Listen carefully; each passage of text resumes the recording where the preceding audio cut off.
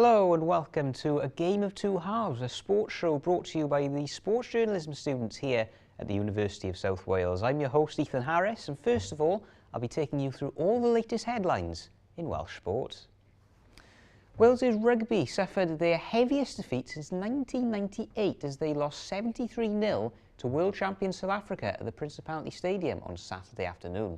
The loss capped off Wales's Quilter Nation series as they ended up winning just one of their 4 test matches. Glamorgan Cricket's very own Asa Tribe hit an impressive 53 not out in his test debut for the England Lions against the Prime Minister's 11 in Canberra. This was the Lions' first win of their minor tour and reinforces the promise which batter Tribe possesses. And finally, in the snooker, Mark Williams survived a scare in his opening match in the UK Championship at the York Barbican. The Welshman is a 2-time champion of this tournament and current 5th seed, but only just saw off David Gilbert 6-4 in a close match. For our first story today, we head to Barry, where boxer Harris Khan trains ahead of a potential career-defining opportunity in the ring. Sam Hill reports.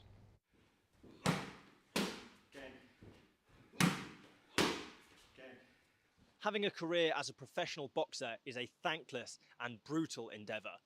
Blood, sweat and tears every single day in training, fighting in venues such as this one behind me, the Vale Sports Arena, for very little money on the small hall scene, all hoping one day to get that one big shot. And for Penarth's Harris Khan, that one big shot has come, in the rare form of a tournament.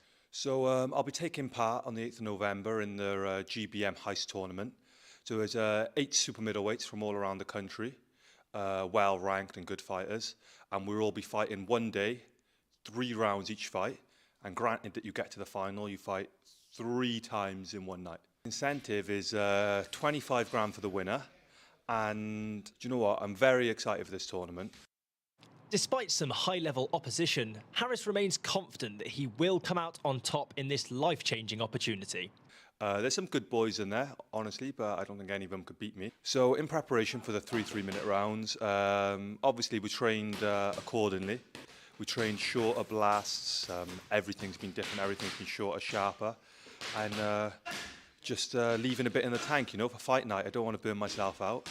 My opponents need to watch out on the night of the Heist tournament, because I think they'll be very surprised, you know. A lot of people think I'm just a boxer or I'm just going to box on the outside, but anything anyone else can do in the tournament, I think I can do a bit better.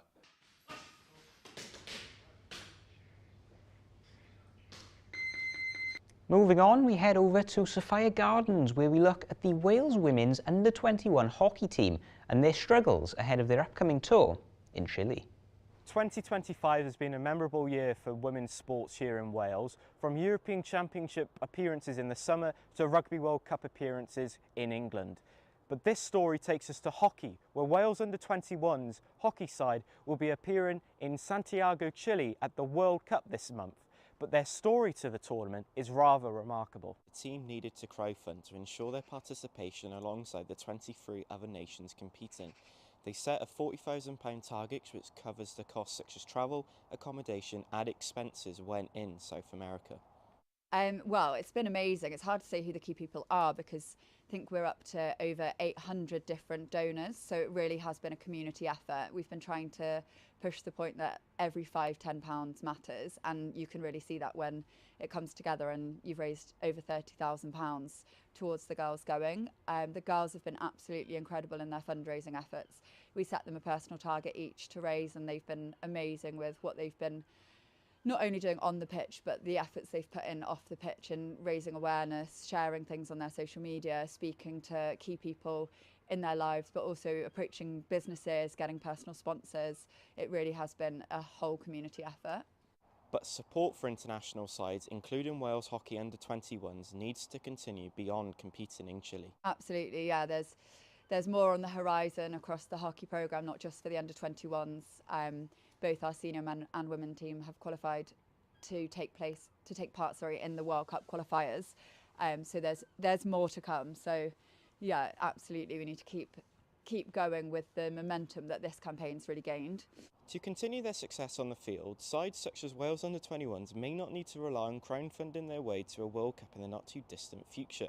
Like any team, they'll face financial hurdles, but efforts to secure sponsorship, government support can ensure their success in what has been a landmark year for women's sport. Absolutely, we're very grateful for the support that we get from both the National Lottery and from the Welsh Government. We do have some sponsors. We're hoping that not only the awareness from what we've been doing with the crowdfunding campaign, but also just the fact that these girls are going to play in a World Cup will bring some awareness in, and hopefully everybody is backing women's sport at the moment and loving the journey that different teams are on. But as the side has swapped the cold December in Wales to a more favourable warmer conditions in Chile this month, they start on Tuesday evening when they take on Belgium in their opening match of the World Cup.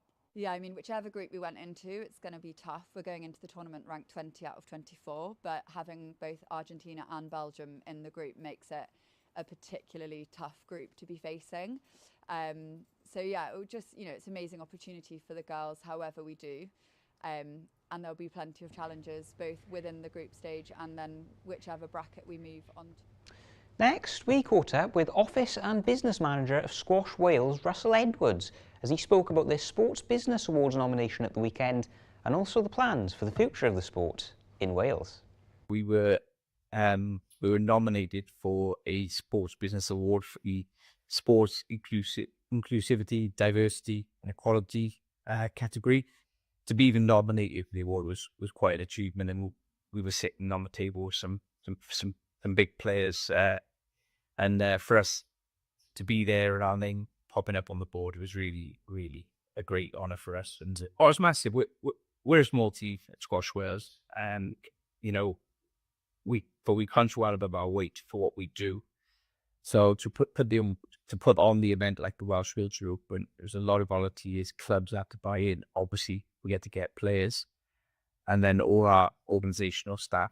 It was a massive team effort, and to see it come to fruition, and then we get the award at the Sports Business Awards was a brilliant thing for us. But it's just the start. Well, it's exciting, it's something different. I think it's important that we push ourselves as well to do these inclusive events.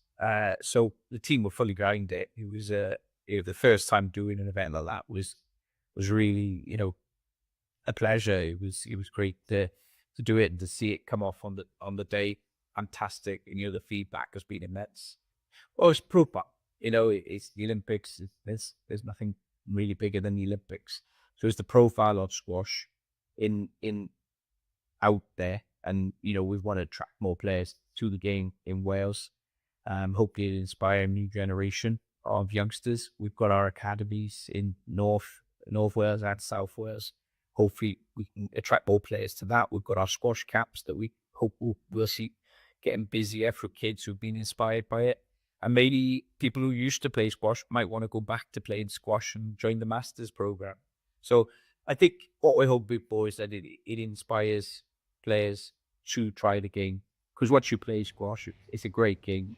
We just need more people to try it.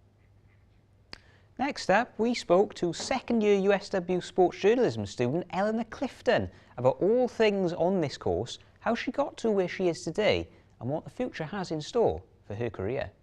So I always knew I wanted to work in sport in some way, and I did photography for my A-levels, and then I was like, oh, why don't I see if I can broaden it. So when I was looking at universities, I noticed USW had a sports journalism course, and they'd always been a uni on my radar anyway, so I applied for it, and I've not looked back since really. It's got so much experience already in the a year and a bit I've been on the course, so it's amazing.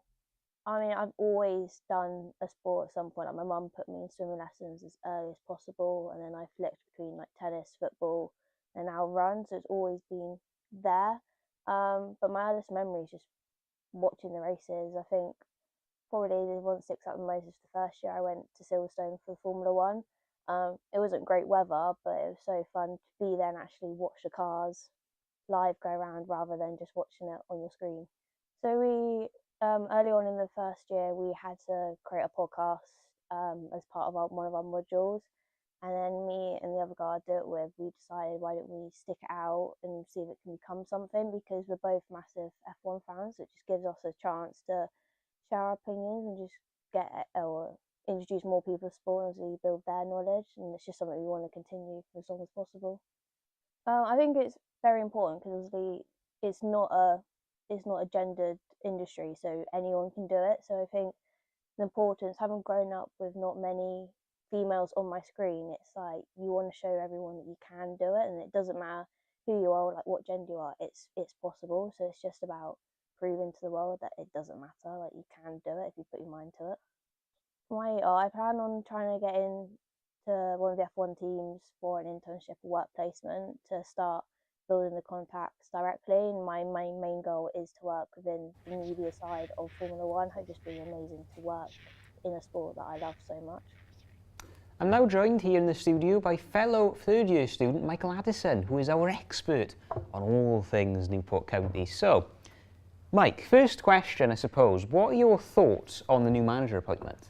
I think it's quite a unique one, I think, in terms of his background as a Premier League winner, someone who's scored in the Champions League many a time as well.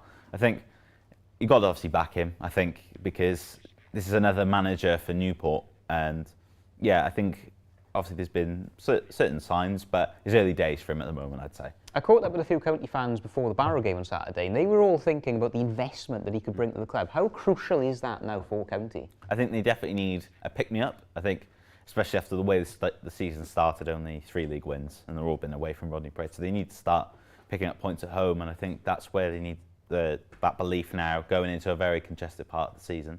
The 5 points from safety, do you honestly think with a new manager in tow, they can pull off another great escape? They definitely can. There's enough time. We're in December now. So there's still a very large portion of the season to go, but they need to start winning games, I think. What's your prediction before Christmas in terms of their form? Do you think it'll pick up now a bit with the new manager bounce? Should be. There's some some good ties there, but they need to start winning matches at the moment now. Thank you very much, Michael.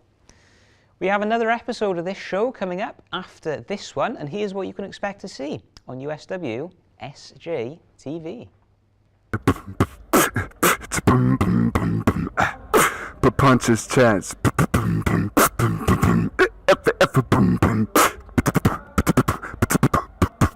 Punches Chance podcast. And finally, we travelled to Llanelli ahead of a one-of-a-kind boxing event with Angelo Dragoni.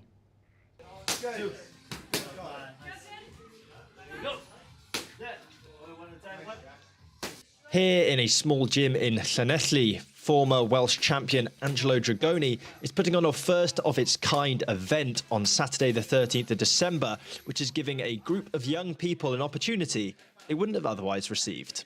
Our mission is to utilise combat sports as the vehicle to transform lives. And as part of that, the event we're putting on is what we believe to be the first of its kind in terms of the whole boxing card and each fight including at least one individual as neurodiverse.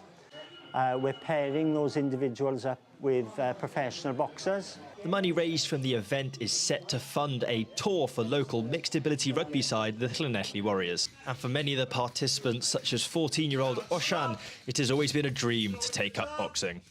Well, it's quite intriguing and I quite enjoy being a boxer and training. Well, yeah, he's like obsessed with boxing now, and we did have a holiday booked on the night of the event, so we've had to cancel the holiday so that Oshan can take part in the event. This is amazing to see the improvements with them for the last kind of 6 or 7 weeks now because of their abilities. I don't think they'd be able to obviously compete on the amateur boxing scene or something like that. But obviously we can give them that experience and even walking out in front of a crowd and having the music played. I think it'll bring a tear to my eye, to be honest. It's be a lovely moment for them. That's all we have time for in today's episode of A Game of Two Halves. I've been your host, Ethan Harris, and thank you for joining us today. From myself and the team, goodbye.